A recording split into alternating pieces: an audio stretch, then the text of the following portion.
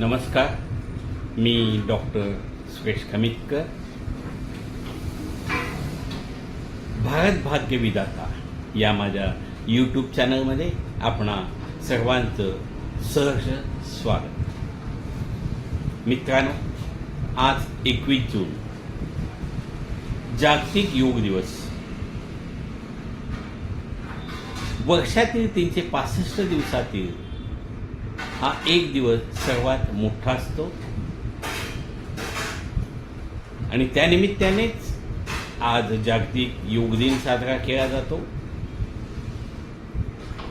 भारताचे पंतप्रधान माननीय नरेंद्र मोदी यांनी 15 सप्टेंबर 2014 रोजी युनोमध्ये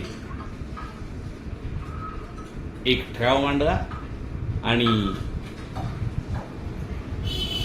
21 जून हा योग दिवस साजरा करण्यासाठी सर्व विश्वाला आवाहन केले आणि त्या आव्हानाला 175 देशांनी प्रतिसाद दिला आणि 21 जून 2015 पासून सातत्याने 175 देशामध्ये जागतिक योग दिवस साजरा केला जातो.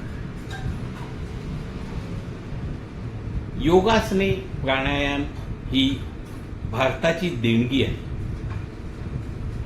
भारतामध्ये 5000 वर्षापूर्वीपासून योगासने, प्राणायाम व इतर व्यायाम केले जातात. महर्षी पतंजली हे याचे आद्य प्रवर्तक होते आणि त्यांनीच अनेक योगासने, प्राणायाम जी सांगितली होती त्यानुसारच आज देखील आपण करतो आणि ते करण्याने आपले स्वास्थ्य लाभते. आपले स्वास्थ्य टिकवण्यासाठी योगा, प्राणायाम, सूर्यनमस्कार हे अतिशय आवश्यक घटक आहेत आणि आपण दिवसेंदिवस या घटकांपासून दूर जाण्याने व्याधी निर्माण होत आहे. प्रत्येकाचे आरोग्य बिघडत आहे. हे आरोग्य अबाधित ठेवण्यासाठी पुनश्च एकदा आपल्याला आपल्या प्राचीन संस्कृतीकडे वळणं आवश्यक आहे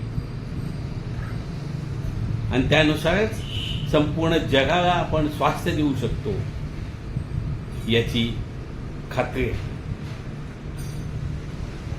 आजकाल धावपळीच्या युगामध्ये चालणं बंद झालं आहे.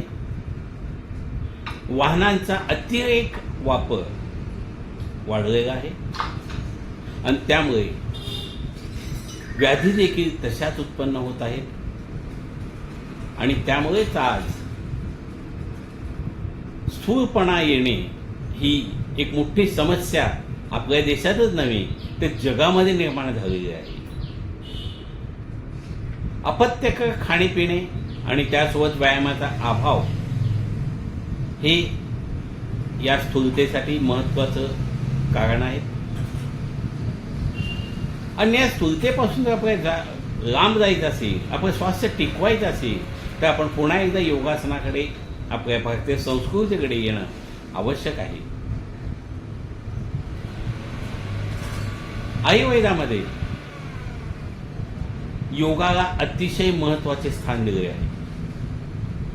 आयुर्वेदामध्ये स्वस्थ माणसाची व्याख्या करताना देखील प्रसन्नात्मेंद्रिय मनाः इति स्वस्थ अभिधीयते. याचा अर्थ ज्याचा शरीर, आत्मा, मन हे स्वस्थ आहे तो स्वस्थ माणूस समजला जातो आणि त्यासाठीच आज योगाची अतिशय आवश्यकता आहे. तथापि आपण योगापासून तर दूर जातोच आहोत, तथापि व्यसनाधीन होताना दिसत आहे. अनेक व्यसनं आज भारतामध्ये आवासून उभी आहेत आणि या व्यसनामुळे हानी होते. शरीराची हानी होते, देशाची हानी होते, आर्थिक हानी होते. अशी सगळ्या प्रकारची हानी होऊन देखील दिवसेंदिवस व्यसनाधीन वाढणारी माणसांची संख्या वाढतच आहे आणि त्याकडे कोणाचंही लक्ष नाही.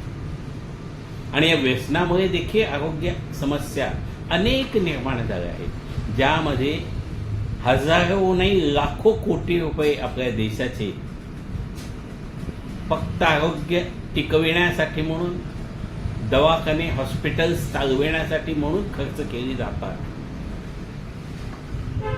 तथापि आपण प्रत्येक भारतीय नागरिकाने हा विचार केला पाहिजे. आपल्याला स्वास्थ्य टिकवायचं असेल,